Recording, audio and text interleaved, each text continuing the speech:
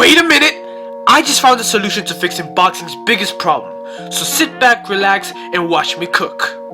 Now, I know what you're thinking, but no, I am not going to be talking about robberies because to be honest, there isn't that much robberies in boxing. Judges don't always pick the most aggressive fighter, they don't always pick the most popular fighter, and we don't live in the 60s where mobsters are paying off judges to win bets. Most of these robbery claims come from fans who saw the favorite fighter lose, or look at a close fight and not know what the word robbery means, or they just suck at scoring. However, this solution I came up with would lower both robbery claims and actual robberies. And as you've probably seen, the problem I'm going to talk about is the scoring system. The criteria in scoring a fight is effective aggression, ring generalship, defense, and hard clean punches. This is where the issue lies because the scoring system causes opinion-based results rather than fact-based results. I'll use two highly competitive fights that were considered controversial due to the fact that some boxing fans don't understand that close fights aren't robberies. The fights I'll be using is Devin Haney vs vasyllomachenko and arturbeterbiev vs dimitrybivol. Starting first with the infamous checkmate fight. Now, before the fight, many had Haney winning due to his size and youth, but Lomachenko's skills and experience made it a closer fight. There was a 14-punch difference between the two.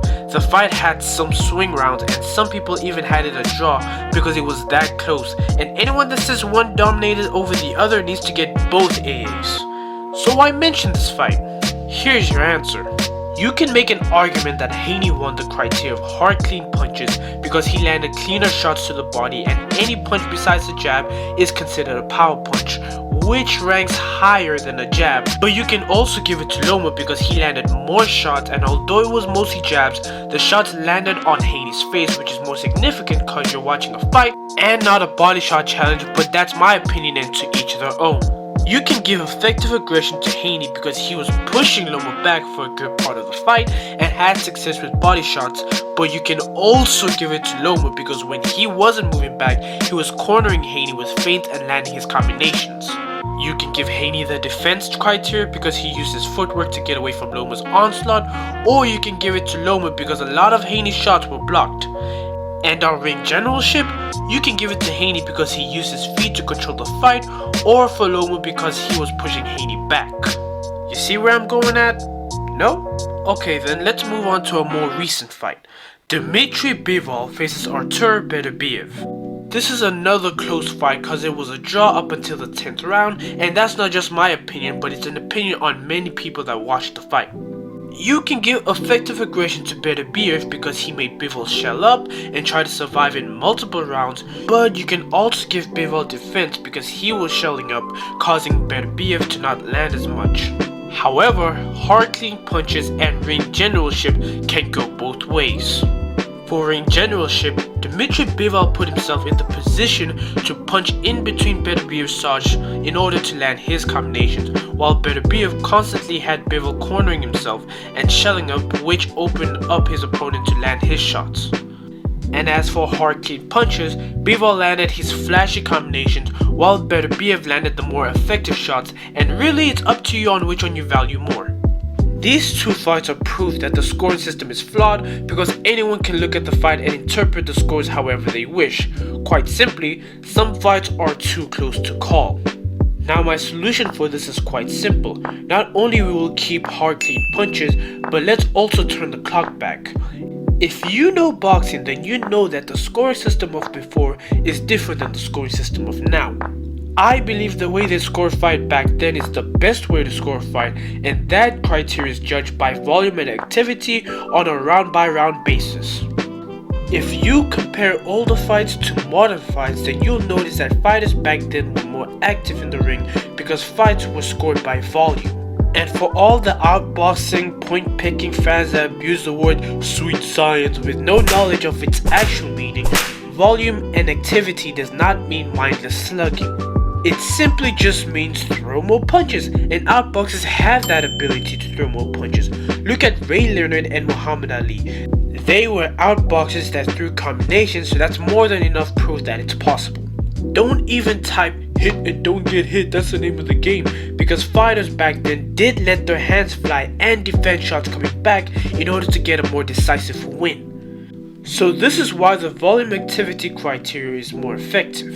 In a round, if both fighters land the right amount of shots or close enough, then that's where hard clean punches come in, because the fighter that landed the cleaner shot should win the round, or the fighter that got more affected by the other shots should lose the round.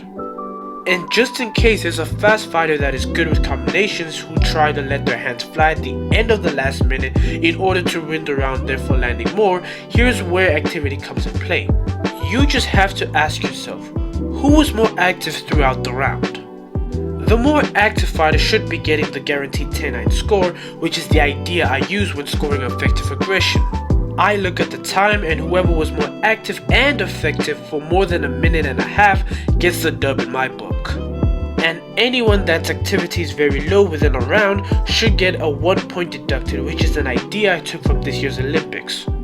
So if you're running or just shelling up for most of the round, then that's a point deducted.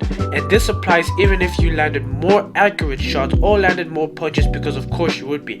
After all, he's a runner, he's a track star. Other ways to improve scoring in boxing is by having 4 judges, one at each side of the ring, to get a more accurate scoring, as judges can see from all different angles. And lastly, boxing should incorporate the sponsor of this video, Jabbr. Why the fuck you lying? Okay, yeah, they don't sponsor this video, but what they are is a program that uses AI to score fights.